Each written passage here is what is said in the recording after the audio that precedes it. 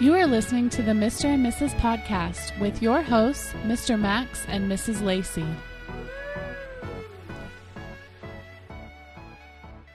So how's it going, Lacey? It's going. Going well. So how does it feel to be 30 years old? Good. Good. Feels good. It feels no different from being in the 20s, right? Being in your 20s, right? I've noticed a few things. What? That your insurance rates go down now? No. Just, I've always been a person that's been around people that are older than me. I don't know if it's you. That's true. Or if it's my maturity level or whatever. But anyway, I've always found myself around people that are older than me. So I tend to... Now you're in your 30s. Now I'm in my 30s. And now I'm noticing that there are people that are younger than me that are like achieving stuff around me. Yeah. And it's like, oh man, that was never going to happen. Everyone's always older than me, right? Yeah, that's true. That's interesting. Yeah, everybody younger than you is starting to hit those benchmarks that you're talking about. Right. Like I see people in commercials or, they talk about sports stars achieving things or pop stars achieving things. And I'm like, I'm not even in their decade anymore. I'm not even in the 20s anymore. Yeah. It was so funny. I had a coworker have his birthday yesterday. And he has one kid and one expecting on the way. And so I was like, oh, that's cool, Yeah, so I go ask him how old he was. And he was like, oh, I turned 24. And I'm like, Christ almighty, I am 9 years older than you. We are now 9 years apart from right now. It's just like... It's impressive. And he already has like 2 kids now, married. Here I am, no kids. Bought a house though, so... Yeah, okay. And you're married, right? Yeah, no, I'm not married. Yeah, of course I'm married. I'm Mr. I guess doesn't mean anything anyway. I'm a Mr. regardless of the situation. But anyway, if you're hearing our voices, you are listening to the Mr. and Mrs. Podcast. Happy week to you, everyone. Happy week if you're listening from work. Yeah. Hope it's going well. If you're listening from home, hope it's going well as well. Hope you're not Put your burning. pants on. We don't want to see that nonsense. Hope your chicken tetrazzini's not burning while you're cooking. Because everybody cooks chicken tetrazzini. I don't even know what that is. I passed by a restaurant the other day that had it on their menu. Like the board outside, it goes, "Come in for a chicken tetrazzini." I think it was Luby's. Lubby's or whatever. You just love it because of that Maury episode, right? Yeah, where the lady knew he was cheating on her because he didn't like her chicken tetrazzini anymore. Yeah. He always came home because of the chicken tetrazzini. Chicken tetrazzini. Yeah. It was before the sugar brown or brown sugar, whatever her name is. That one that's Sweet brown. Sweet brown. Oh, there you go. Yeah. Ain't nobody got time for that nonsense. So, but anyway, like I said, you're listening to the Mr. and Mrs. Podcast. I am Mr. Max. I'm Mrs. Lacey. Forum of not forum, but form of the show is I bring a topic. I bring a topic. And then we have the Learnin Corner at the end. We do. And you'll have to excuse if there's some strange noises. We've got 2 extra pups. You shouldn't call them pups. They are dogs. They're solid dogs. Yes, we're watching for a friend, and so our house now has 5 dogs. Instead of with it, all the resident of the 3. Yes, and with all of that, the nails on hardwood, barking, scratching, my sneezing, and wheeziness, and wheezy. So it's a fun time. But yeah, so we just came back from New Orleans this last week, last Wednesday to be exact. And so there was that. Yeah, it's for my birthday. So technically what we're doing right now is we're doing a themed episode in a way. We're going to talk a little bit about New Orleans stuff. I'm trying not to get a New Orleans accent while trying to do this. I mean, it's slowly trying to creep out of me. I'm going to let you know this right now. I'm very susceptible to accents. Like if somebody is like talking to me in an accent or anything, it starts coming out, and it's hard for me to get rid of. It's kind of silly. You should ask Mrs. Lacey about our Norway experience at Disney World. No. Maybe never bring that up again. But anyway, so you're starting off this week. I'm starting off a New Orleans theme. I wanted to. We went to 2 cemeteries while we were there. Yes, we did. Louisiana cemeteries are something special because it's, if you've never seen one before, it's a sight to behold. It's kind of unexpected. You've kind of been around cemeteries your whole life. You've been in a few. You've seen a lot. Lots of grass. And it's a lot of grass and a lot of headstones and crosses, and you kind of get the gist for them. And then you run into a crypt, a cemetery in New Orleans, and there's hardly any grass. Mm-mm. And everyone is above ground. Yes. In these beautiful... some of them were called tombs. Some of them are called Most tombs. of them are crypts. Yeah, and some of them are straight falling apart.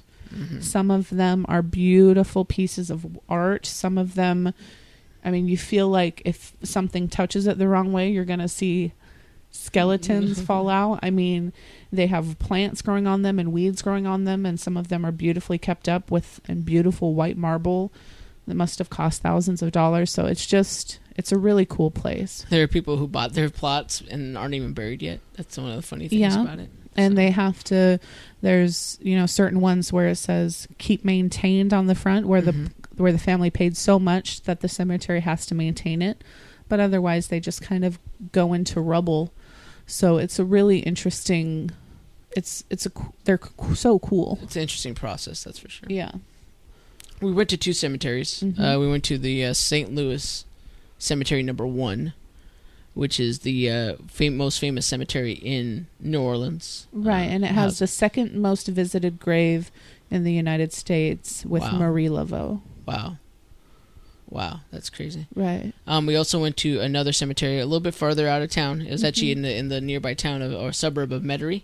Went to the Metairie Cemetery. That is, if you're driving in from I-10 to New Orleans, it's the biggest cemetery on the right that you see. Right, and it has the most marble work of any cemetery in the United States. It's just the most marble. Yeah, I think it was like second, or it was close to Washington D.C. I think. Right. So you just walk around and there's and it's not just tombs and crypts. It's statues and angels and full-size people, and it's crazy and creepy for sure. Creepy. So today you're going to be talking about burial practices, I guess. This whole thing kind of got me thinking of, we learned a little bit about how people are buried in the crypts and in the tombs. What they do is they put them in there in a coffin. A family buys one tomb, so it's just like one coffin-sized box, almost.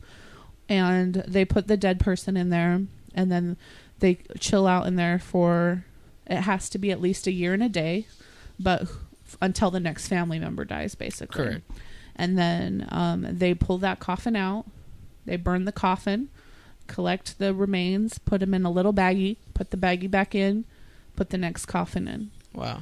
And so these tombs can get thousands. I mean, that one tomb we were looking at that was for the musicians, or no, it was the Italians. I think it was the one the circle one you're talking about. Yeah, it's for like some Italy. I think it was. Yeah, but it held thousands of people. Yeah. Well, yeah, I have to think of it. I'm gonna give people a visual explanation on what these look like. If you've ever been to a mausoleum, these are vaults pretty much. So there are panels inside a wall that people buy. So families buy. There's another ones that are crypts, which are the ones that are freestanding, their own little vaults that people get buried into. But the ones that Lacey is talking about right now is the ones that go in the wall, that they take people out and they put them back in. Right. Much. And there are definitely some that just, you'll be walking through a cemetery in Louisiana, and it just looks like there is a coffin-shaped box out of marble, and it's just sitting in the ground, and it's got someone's name on it. Sometimes the name is toppled over or worn off or whatever, but that's what Louisiana cemeteries are. It's a mixture of tombs and crypts and creepiness. Yeah. And so it kind of got me thinking about burial practices in general. Your mom recently visited. So that got me thinking about burial practices in general, because we go to these places and it's so different than what we're used to. Mm-hmm. But that got me thinking about, why is what we do considered normal in the first place? You're just talking about putting people in the ground or in putting walls. People in the ground or cremating them or whatever. It made you think. Yeah, it did. And a discussion I had with your mom recently when she was in town. Okay. Because her favorite subject to talk about is her own death. She never stops talking about it. It's true. For some reason. I don't know why. She's a comfortable... Well, it's not that. I think she finds the beauty in it, you know? Mm-hmm. And that's kind of one of those... And the pomp things. and circumstance. Oh, She's, you know, she... Ceremonial, definitely. Yeah. And we were listening to a podcast about burial alternatives. Mm-hmm. And I had said that I was interested in that. And she and I had a interesting conversation. And that combined with the New Orleans trip, it just got me thinking, why do we do what we do? Why do we take a vast amounts of land to bury people? Right. I understand funerals. I've researched this a bit, and funerals are very easily understandable. It's closure for the living. It provides something to focus on in a time when everything is crazy. There's a lot of reasons we do funerals, but not necessarily burials. In the old times, the bodies stunk. We didn't know what else to do with them. But that was essentially trashing a body, pretty much. Right. Let's put a marker here just because they died. Right. You died of cholera. Mm-hmm. That's an Oregon Trail reference, by the way. That it is.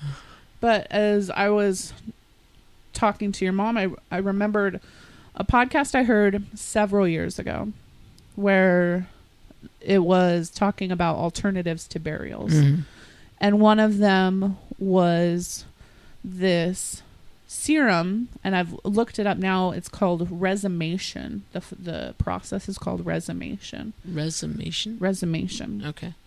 And it's where when someone dies, they lay your body out on a metal table, sprinkle this stuff over you. And over the period of several weeks, I believe, you just become this goo, this liquid. And then they just pour you in the toilet or whatever. I doubt they do that. And so that really spoke to me. I was like, yes, this is it. Put me in the crapper one last time. And before that, I'd never really thought about it. But I'm like, this is what I want. This is completely what I want. And so ever since then, I've kind of thought about, and when I tell people that, they're horrified. Not horrified, mortified. Horrified. Horrified's one thing, and mortified is another. And mortification is exactly the feeling that when I heard that, I'm like, that is what a serial killer does to a body. Oh, let's put some lye in there and just No, but I have this vivid image in my head of you wearing a black veil while crying and pouring me in the mascara toilet. running down my eyes. Yes, with the mascara running down your eyes, and you pouring me in the toilet and then flushing me, and then I'm gone. I'll play that theme so that when Darth Vader dies at the end, like. What are you referring? No, I'm Darth Vader. No, and I'm dying. No, I'm not. That's no. totally. Let's pretend that was not said. No, I'm not. Like, is it's Darth not. Vader worse or better than the Emperor that you always compare me to? Let me tell you this: the scene where Darth Vader is dead and they're doing the funeral is the saddest scene ever because Darth Vader turned around and he helped Luke survive. I'm not turning around. Yeah. Oh, okay. So I'll just play the Imperial March next time. Dun, dun, dun, dun, dun, dun, dun, dun, dun. So basically, when I compared my own views on burial compared to others' views, I'm like, what's the deal? Everybody wants to be buried. Right. Except for me. But why? It's your last. As your mom said, it's her own little piece of land. Yeah. It's going to be hers forever. Mm-hmm. I don't know. That's not true for certain cemeteries, though. Right. Yeah. Certain cemeteries in third world countries, if you don't pay your yearly dues, they toss you out into the courtyard. Is this your dad? No, my dad. I don't know if it's my lack of spiritualism or my lack of appreciation for ceremonies or your introvertness, ceremonial gestures or whatever. But I just find the whole thing like akin to certain cultural groups dancing hundreds of years ago because they thought it would bring them rain. Like, it's so the idea that we take a person's body Husk. as they were, their husk. They would be the same person and the same personality, whether they were blonde-haired or brunette, or 100 pounds thinner or 100 pounds lighter, a foot shorter, a foot taller. Like, this is just who they happened to, what happened to them while they were living. Mm-hmm. It doesn't really represent who they are. And we kind of all come around that husk and paint it up and stick it full of chemicals and touch it and look at it while it's open, coffin, and then like ceremonial all grieve over it, and then put this marble block up so we can all come around and think about its husk while it's rotting in the ground. Like, I seriously don't get it. Well, if they use those chemicals right, they are not rotting in the ground. Yeah. I don't get it. Mm-hmm. It seems odd. And I've been around plenty of people that have died. Passed on. And I've seen the toll that it takes on the living, right? It's like, if you have a traditional burial, there's this spot that's this person. And if you're in the area, let's say they're out of town, and you think, oh, I'm going back to this town, I have to visit so-and-so to pay your respects. There are certain days of the year, maybe their birthday, maybe Memorial Day, whatever, where you feel like, I have to go to this spot because that's their spot, because their rotting corpse is there 6 feet down in the ground. I don't get it. And it's even worse with cremation, because I've been around people where they're carrying around their ashes, right? Like, a box we took of a person and burned them to the point, all their bones and lips and eyelashes and tissues and toenails is in this little box, and I'm just going to carry it around with me for like ever. Doesn't that seem weird? Doesn't that seem like something we would do 600 years ago? Why are we still doing this? Well, you're supposed to put it in an urn or a Folgers can at least. That's even weirder. Like, look at my statue. It's my dead wife. Look at that thing on the mantle. It's my... I don't get it. I don't get it. I don't get it. And I've seen the toll it takes on people that have the box. Or it's like, what do I do with them now? I have to carry it from move to move. When I move across the country, don't forget Uncle Frank. For God's sakes, I was left with him even though I barely knew him, because no one else knew him, and now I have him and I don't know what else to do with him. Or if you did have a connection with them and they're terrible people, it's like, okay, well, I don't like this guy. I don't like them. Here they are, and they're pulling me down with their deathness. And now I'm responsible. I just want to throw them off a cliff, but I'm a nice guy, so I'm just gonna tuck them under my panty drawer and see them every time it's laundry day, and I almost am out of panties. There's Uncle. I need to go. Okay. Start doing some laundry. So I don't get it. Yeah, you don't get it. I don't understand. And it seems so archaic. Well, it is. It's an art. It is definitely a practice that is. I would say is archaic in a way. I mean, but you have to remember it's progressed in a way. I mean, recently, say start of the 1800s on, that we started preserving our bodies and putting them into ground, into plots of land. You know, and that before it was crypts, that multiple bodies went into one spot. And then it was catacombs, where millions of bodies went into one spot. Right. You know? It just seems so akin to me to like mummification because they're coming back, or put them in this and this and this because they're going to the afterworld and they're going to need this. Like, we look at those cultures in museums and think, wow, they were advanced for their time, but compared to me, those guys didn't have a fucking clue. Like, they thought that there were 8 gods, you know, trampling up above in the sky, and that when one of them won above the other, that they would get rain or they would get hail, and based on who they sacrificed to, that's what they would get. And those guys, man, they're fucking idiots. But me, I do like this crazy thing when I die, where I spend thousands and thousands of dollars to put me in this beautiful box. $18,000 on average for a funeral. And I looked it up. I looked up articles on the internet, and it's like, I looked up, why do we bury people? What are the rituals? Where did this come from? Why do we still do this? The only thing I saw was, why do we have funerals? Okay. But that seems really obvious. That makes sense. That seems totally that's part completely obvious. That's part of the grieving process. It's something to do for the living. Mm-hmm. I don't know. It's a celebration of life. I mean, we did recently on my birthday. My birthday was last week. We went to a funeral museum. Yeah, it was cool. And so they actually have it's the National Funeral Museum. So it's located in Houston, Texas, folks. If you ever want to visit anything down here, go visit the funeral museum. It's off Airtex on I-45 if you want to go. And so that was one of the cool things about it, is that they showed all the processes. They didn't show anything in regards to, like, they did the mourning process, like what the proper attire was, what you rode in, what you wore, at least back in the 1800s. Nothing present as of date. But they had a whole bunch of hearses and all that other cool stuff.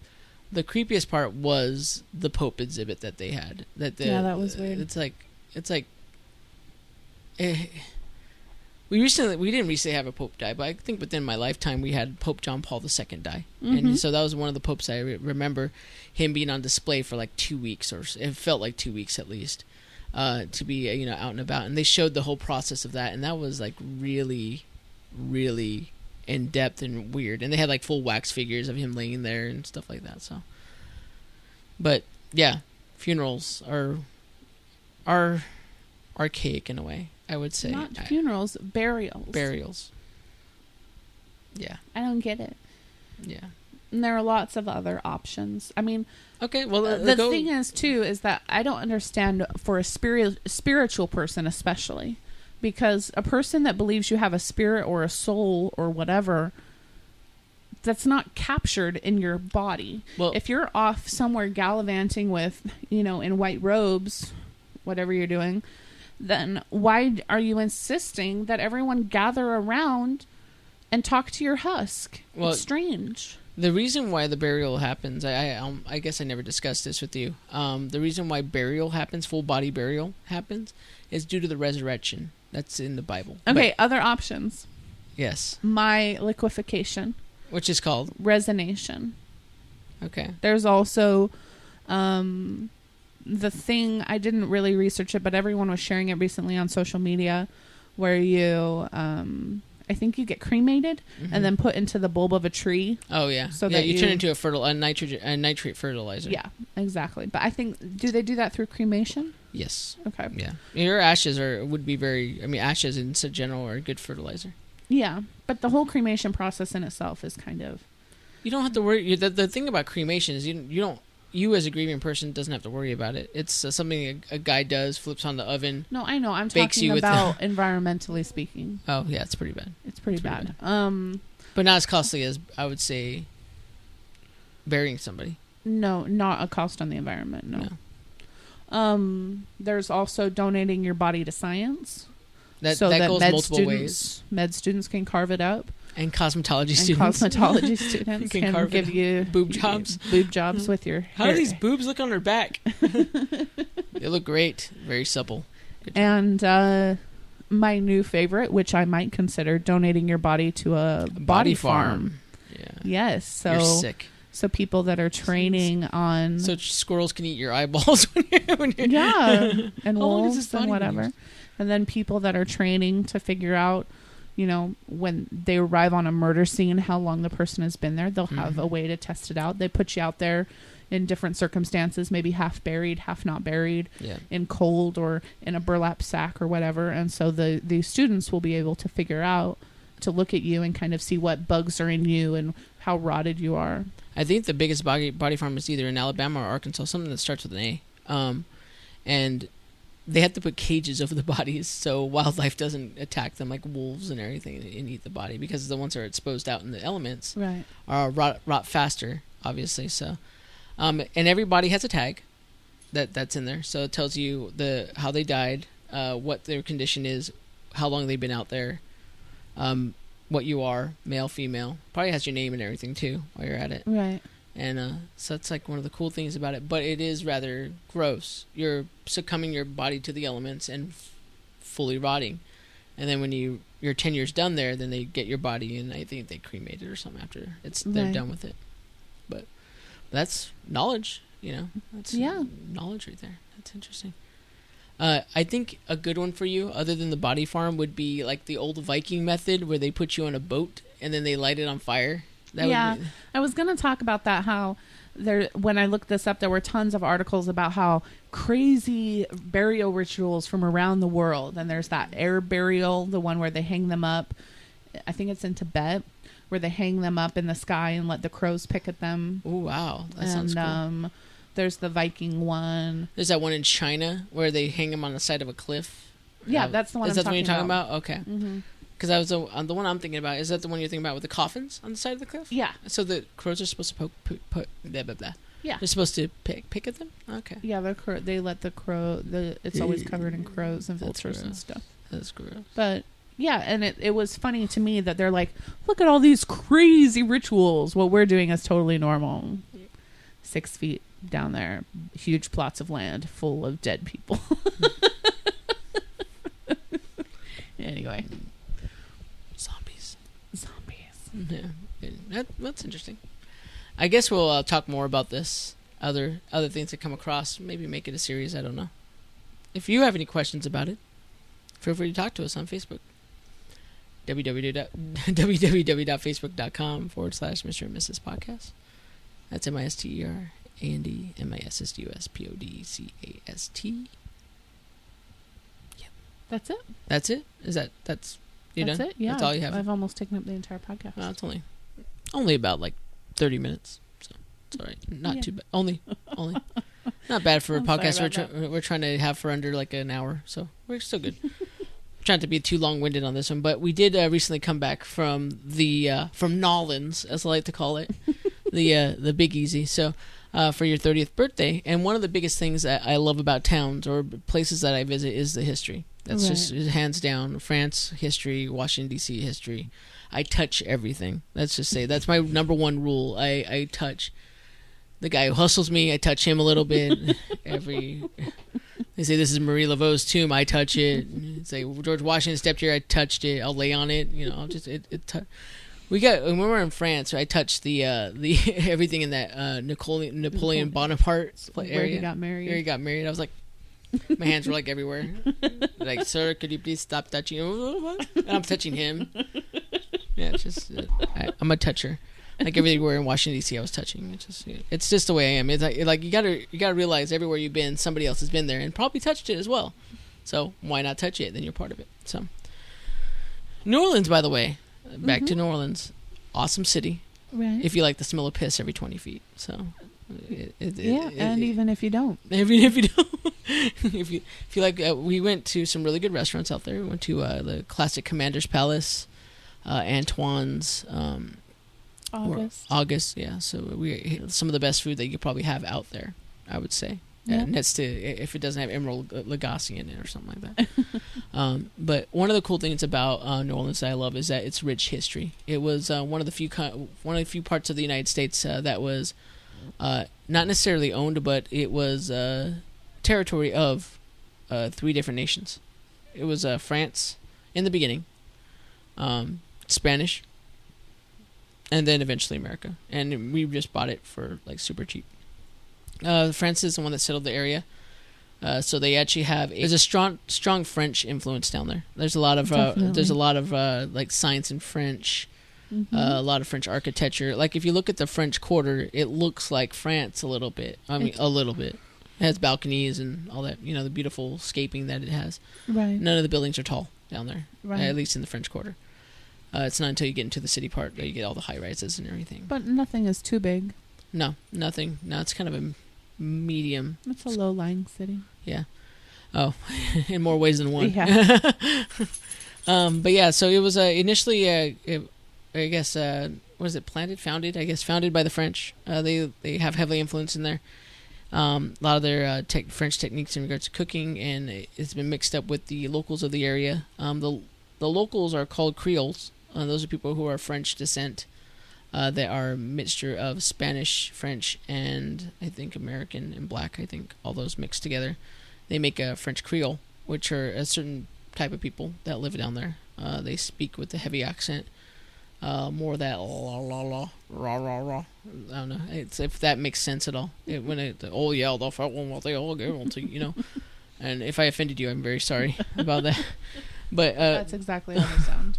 One of the cool things about it is that two major pivotal wars were fought there. The Civil War, of course, is one of the most known wars that have been fought because they were a member of the South, a Confederacy. Right. But what a lot of people don't realize is the Battle of 1812 was fought there, which a lot of people know to be fought in the Virginia, Maryland, South Carolina area. Virginia, Maryland, North Carolina area. Because the British were attacking us again, trying to get the states back. But one of the battles actually fought all the way down here. They were trying to flank America by going through the Mississippi, at least the Mississippi Delta, to get into, start attacking the United States. And so it's really cool that one of the big battles that were out there were where the British were defeated because the American troops or cavalrymen were there to defend it. And so it was really interesting to have a battle of the 1812 down there when it doesn't make sense. Why would it be so far south? Right. Like I said, it was initially founded by the French, then it eventually transferred over to the Spanish. I think it was by a debt, like they owed it. The Spanish conquered it or something like that. But then it was given back to the French later on because they got it back. And 20 days later, we bought it from the Louisiana Purchase, this whole swath of land of America, just because it was theirs, and we bought it for pennies on the acre, pretty much. So right. Who was the president that did that? Was that Andrew Jackson? That was the one that did that? I'm not sure. Andrew Jackson. Let's make sure. So yeah, Andrew Jackson was the president that purchased Louisiana and a lot of other territories in the area. So right. But just to go back just a little bit is that the first known residents in the area were the Native Americans, just as with anywhere in America, the Native Americans, the Indians as people call them. Right. But the expeditions by the Spanish were in the area, so there weren't any really major settlers until about 1718. So, which is kind of late in the game compared to what was happening up in the Northeast. Right. So I mean, by that time they started having settlers that were in there. Then the French is the one that started claiming the land out there, and then the French ended up taking over with their expeditions. And then, right. I think it's interesting that the French are maybe responsible for voodoo being. I mean, they are mostly responsible actually for voodoo being a large part, even though they were all very Christian. It was it's a mixed bag because I mean the French were Christian, and then when the Spanish came in, they brought in Roman Catholicism into the area. So that's why you have the St. Louis Cathedral out there. It's one of the main cathedrals of the Archdiocese of New Orleans is actually down there. So one of the few areas that actually has an archdiocese. Which is a centralized. If you don't know what archdiocese is, it's a centralized Catholic center. So it networks all the Catholic churches in the area into one. And so what they do is they are the network for the area, and they actually set up certain churches in there to link them all together. And they needed people to help them. So what they did is they said they got people from Haiti. Well, yeah, because it was the French. Right? That's what I said, that the French you're right, it's French. Were mostly responsible for bringing voodoo because they needed slaves. It was everyone in the South and everyone in America at that time had slaves. Mm-hmm. And instead of they thought that American slaves were too dumb to learn French, and they didn't want to learn English. So instead, they just imported their slaves directly from Haiti because Haitians already spoke French. Yeah. And so by doing that, what they brought in was their culture and their religion, and their religion is voodoo. Yeah. And so they single-handedly brought voodoo to New Orleans. Well, it's still thriving. The funny thing about that is that one of the agreements that they had is that they got them all to say, "Hey, come on to in New Orleans, you work for us and everything. We'll let you practice voodoo. And then once they set soil into New Orleans, the archdiocese said, "No, ain't gonna happen. You guys cannot." Baptized. Yeah, everyone was baptized Catholic, and they pretty much wiped out voodoo in the area. It wasn't until an insurgency later on in the 1800s, like the late 1800s, mid to late 1800s, that it started resurging back with Americans like Marie Laveau and other voodoo daddies and mistresses out there that resurged voodoo. And actually, voodoo is a popular religion out there now. It's a small population still. It is, but it is definitely one of those religions that are out there. And in America, you'll only find it in New Orleans and some parts of the Mississippi Delta. But other than that, it's completely absent in America. Yeah, so it's one of the vestiges of America that you can actually come across that. Right. And they have Voodoo Fest down there, which can educate you more about voodoo if you want to know what it is. It is more token-esque, I would say. It has to do with a lot of items and herbs and natural things. Also with spirits and ancestry. It's kind of interesting. Right, definitely. You got your cards read by a voodoo daddy. I did. Voodoo, was it priest? That was voodoo priest. Yeah. What was his name? Like Walter or something? Dude. He looked like a dude. He looked like the dude. Yeah. We can't talk about New Orleans without, of course, discussing Hurricane Katrina. Yeah. It's been 10 years since Hurricane Katrina happened. Just like 2 or 3 weeks ago, I think. Yeah, it was like late August that it happened, like August 31st. Right. And when we went down there, we went down to, was it the ninth ward? I always think of 5th ward because we have a 5th ward here. We have a 5th ward here, No, it's the lower 9th ward. So the lower 9th ward, which is predominantly a African American community. Mm-hmm. It was a hardly hit area, up to water being as high as, 10 feet, something like that? Yeah. 10 to 15 feet.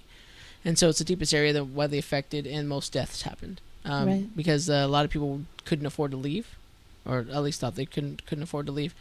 And when the levees broke, now let me just let you know that a levee is just a wall. It's a thick wall holding back a ton of water. Right. And because of what happened with the surges that happened, and due to the hurricane, not because the hurricane attacked the wall, it was the water surges and water power behind the wall that damaged these levees in multiple spots throughout New Orleans. And the hardest hit was the 9th ward. And so we saw a lot of the devastation that was still there. There wasn't much, but a lot of houses are not there. That's one it's thing. Interesting because you drive through the 9th ward and you think, oh, it's not as bad as I thought it was going to be, because you kind of expect all these houses to kind of be falling down, and there are a few of them, but there aren't much. But there's just not many houses.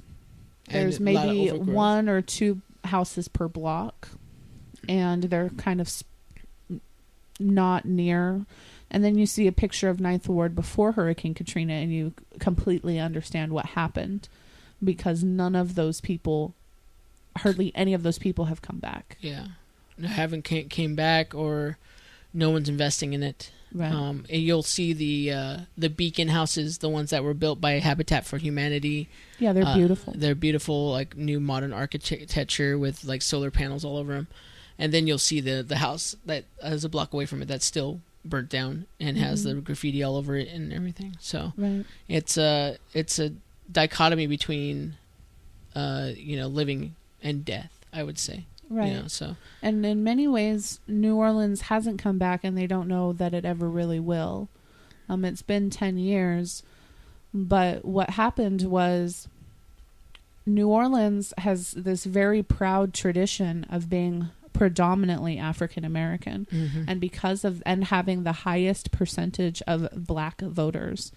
And because of that, they've had everything in New Orleans has been run by African Americans for so long. Yeah. All of their leaders, everyone that's voted into boards, most of their judges, everything. Now, when this happened, the neighborhoods that were hardest hit and the people that were bussed out the most were African Americans. Were the people that were hardest hit. They settled elsewhere. And Salt Lake, Houston.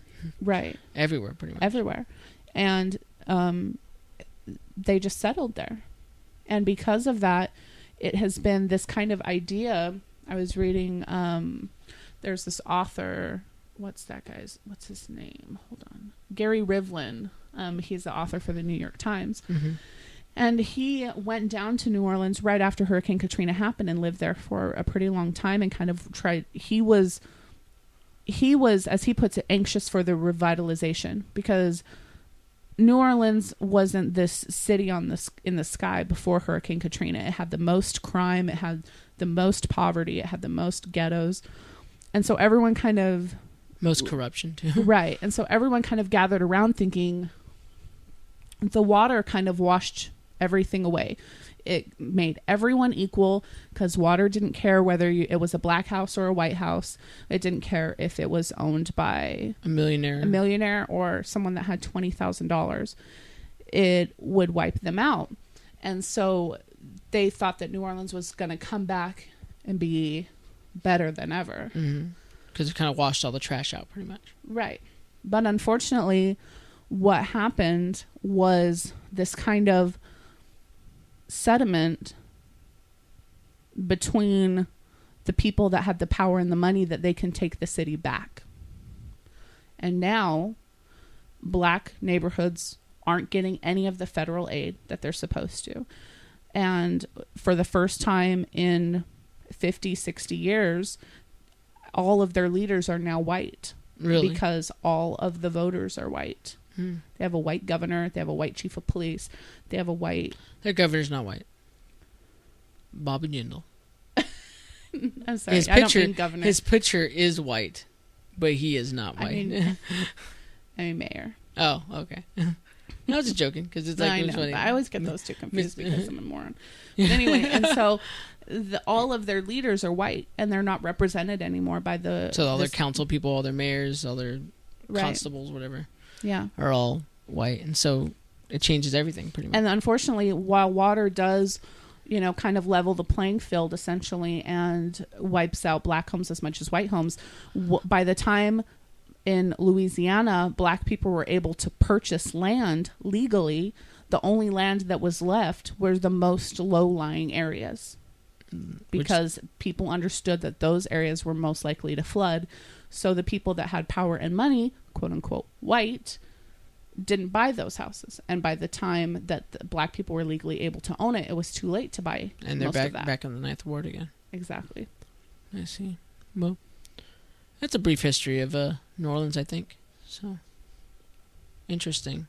Too much, so much to say about it. Has a lot of story, a lot of history behind it, and I think we may revisit it again. Definitely. Possibly. It's beautiful and memorable. The culture there is it's great. I loved it. Yeah, hustlers. Lots of hustlers. But if you go on there, eat a muffaletta. Eat everything. Eat everything. Eat everything. Barbecue shrimp. Yeah. Shrimp and grits. How many creme brulees did you have down there? Oh man, I can't even talk about it. But yeah, so I guess that brings us up to the next one. The Learning Corner, y'all. Come on in and enjoy yourself some tea.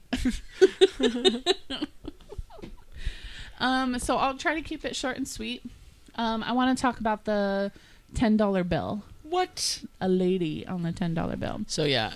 Want to hark back a little bit. The Republican debate happened. The second Republican debate. The Mongoloid, 3 hours? Oh my god. We're not going to talk about it here too much. There was still a kiddie table at this one too. It only featured 4 people. It was an itty bitty kiddie table. And Rick Perry dropped out. Scott Walker's now dropped out. Thank you. But we're not going to bombard you with too much political news. Or else it'll take another hour. Right. But one of the interesting questions, not interesting. Let me take that back. One of the most uninteresting questions asked at the debate was, what woman would you put on the $10 bill? Right? Yeah. Some of those answers were pretty damn lame. Oh God, they were awful. They were awful. Yeah. I mean, what, Margaret Thatcher? Yeah. She deserves to be on our $10 bill. Mrs. And Lacey. Your mom and your wife, there's no women that deserve to be on money, so you're just going to name the closest woman to you? Yeah. Give me a break.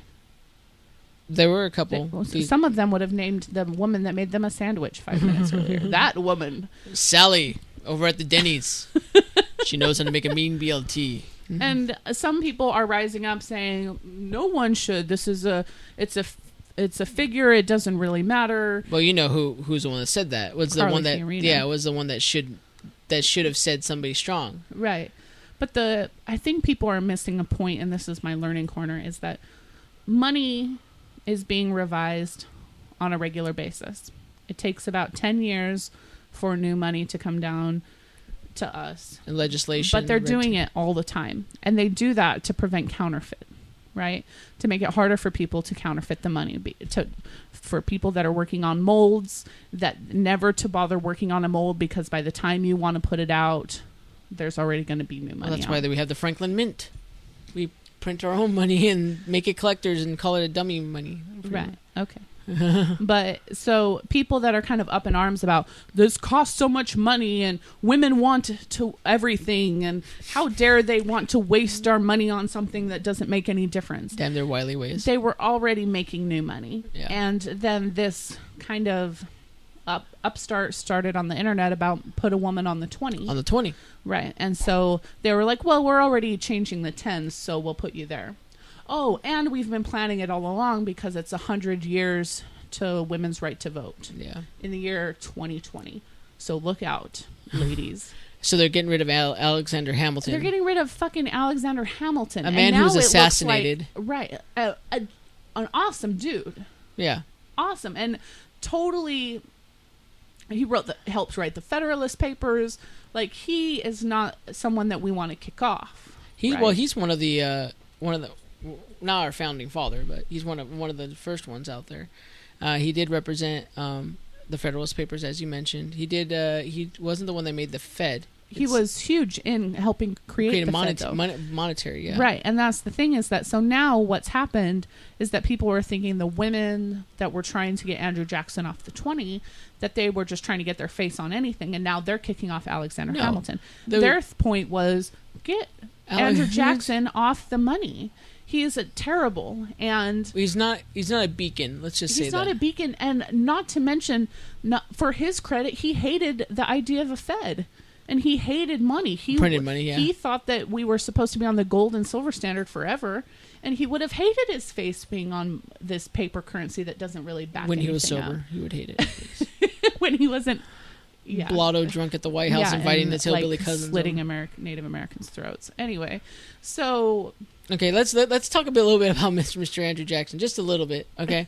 Okay, because you made that comment about slitting Native American throats. He's been known to go down into Florida and wipe out the whole Native American population, move his way up to Louisiana and kill everybody in his path. And also he's responsible for Louisiana Purchase. He's a hardballer. That's what he is. He's also responsible for the Native American Relocation Act, which caused the Trail of Tears. It is the Trail of Tears. Right. Yes. And so, and a lot of Native American slaughters and everything like that. Right. So he is responsible for a lot of Native American death. And he was a simple president. He was one of our simplest presidents that we have. Nice, simple. I mean, like Forrest Gump simple. Like, I mean, like he's just like, it doesn't get, he invited anybody into the White House. There's no protection for him at all. He partied all the time. He was a drunk. And he also killed a lot of people. So right. He seemed like a badass, right? Which he is. He seemed maybe kind of cool in some ways. You know, put your muddy boots up on the big marble table and tell all those Washington those staunchy smarty bougie pants. But at the same time, it just, looking back on it now, like we also used to think Christopher Columbus was cool. Yeah. It's just not. Bad taste in your mouth. So back to the $10 bill, right? So there's been kind of this movement to what they voted online was the women that should be considered for the $10 bill, right? Okay. And the number one person that was voted in was Harriet Tubman. Which is a good one. Harriet Tubman, Rosa Parks, Eleanor Roosevelt, Clara Barton. Who's Clara Barton? Clara Barton is the lady who started the Red Cross. Okay. And also Emma Lazarus. She's an American author. She wrote the words on the Statue of Liberty. Oh. Give me your poor, you're tired. That makes sense. So those were the people. Now, I do want to quickly talk about, there has been a bit of controversy about people like Rosa Parks and Harriet Tubman getting on the money. And that's because that's coming from a few African-American authors. Okay. Article journalists that are saying, you know what, it doesn't really make sense because you're doing it to commemorate women's suffrage but black women weren't allowed to vote At all. Well, legally speaking, they were allowed to vote technically speaking, they were given the right to vote when they became citizens, which is the 15th Amendment, 1870. But there were so many bullshit rules in place to keep blacks from voting that we kind of start thinking about women and we think black women, not recognizing that black women have the same struggle that blacks have. And that is it's a two for discrimination. Right. And they weren't giving the right to vote. I mean, they weren't giving the right till the Civil Rights Act. Till the Voting Rights Act, 1965. Yeah. So putting Rosa Parks and Harriet Tubman on this money saying, yay, women's suffrage, you've been given the right to vote for 100 years. It's completely ignoring the fact that we were still treating them like shit and not giving them the right to vote. Yeah. So it's kind of glossing over that. Like, look how we've been good to you guys for 100 years. Look at us. And it's like, no, not them. I mean, some of these white authors, the founder of the Red Cross. Yeah, sure. Eleanor Roosevelt. Yeah, sure. But that's not suffrage, though, either. If they want to go back to the same basis, they're talking about suffrage. I mean, Eleanor Roosevelt wasn't about suffrage. She wasn't. No, but they're just talking about strong women, and they're commemorating the right to vote. But putting a woman on there that wasn't given the right to vote with that act, it seems like we're glossing over history. Yeah, that makes sense. Yeah. So we'll see who it is. They haven't announced. It's gonna come. It doesn't come out till 2020. Who do you want? Eleanor Roosevelt. She's cool. She's badass. Why not? Why aren't they considering Susan B. Anthony again? Because she's already been on Money. But she's not on Money anymore. No, she's not. But they don't want to put anyone that's already been on there. That includes Helen Keller, Susan B. Anthony, Sacagawea. Helen Keller was on Money? Yeah, she was on the back of one of those state quarters. And so they're considering that. Oh, that's lame. I thought one of the really funny ones was Lady Liberty. They were considering, and then people were like, you know what, we have enough real women that deserve this. We don't need a statue. Linda McAuliffe. That would be a cool one. The astronaut that died in the Challenger explosion. Yeah, that would be cool. Or Sally Ride. Sally Ride would have been better. Yeah. She's the first female in space. I also like the author. Lots of countries around the world have authors on their money. It's kind of an easy, middle of the road. It's not official. It's like, Saddam Hussein's on my dollar. Yeah. No, it's nothing like that. It doesn't make any sense. What's Saddam Hussein's not an author? I'm sure he wrote a book somewhere. I'm sure he did. Anyway, so the $10 bill. Don't think that women are trying to modify this to cost a bunch of money to create the everything it takes. No, they were revising the $10 bill and they thought we'll put a woman on it, but they're not even. They're not going to get the rise that's come up. Don't get rid of Hamilton. They're kind of thinking maybe they're going to put a woman on the back now. Oh my god! Keep Hamilton on the front, or maybe do like a dual face bill or something. It's like half their face, or just keep making Hamilton 10s and then make a woman 10 as well. A special edition type of thing, right? I think that'd be cool if they had like a full body of like Hamilton in the back, like sipping on a tea or something like that, and then like the woman's on the front looking all stoic and shit. I think it's funny that people are all up in arms about money changing. It's like we used to have crazy shit on our money, like trees and deer and shit. Like it doesn't really matter. You're talking about like the old gold bills that we used to have in everything? Yeah, before we started putting presents. We used to have like half naked Greeks on them until like a bunch of old ladies got their panties in a bunch. Yeah, that'd be called the suffrage movement. They were like, no more. I know nipples. Don't makes men think about naughty things. Anyway. Oh, one more thing. What they were pushing for the $20 bill because the $20 bill is actually used in America. A lot. $10 bill, no one gives a shit about. Yeah, next time you go to an ATM, try to get a $10 bill. Right. Yeah. Or try to tip a stripper with a $10 bill. The only bills that are used are 1s and 20s. Yeah, that's true. 1s and 20s. No one cares about a 10. No one cares about 10. Sorry, Hamilton. Well, on that note, this is another week of the Mr. and Mrs. podcast. This is your lovely host, Max. Sitting next to him is Mrs. Lacey. Hi, Lacey. Thanks. We're going to start this over again. No, I'm sure. You can find us on Facebook at Wow, I put like 4 W's in there. www.facebook.com/Mr. and Mrs. Podcast. You can also find us on the World Wide Web at www.mrandmrspodcast.com. You can find us on iTunes, Blueberry. Might have getting us on Stitcher. I'm not sure yet. Whatever. Any way you can become available, we'll try our best. So, until next week. Mm-hmm. Happy birthday, Lacey, again. Thank you. Happy birthday, Max. I know. Old balls. Peace out, bitches. Sayonara. I'm trying to think of how they say goodbye in New Orleans. Oh, that fat one All right there. Fonzie is old. I don't know. Come on here now.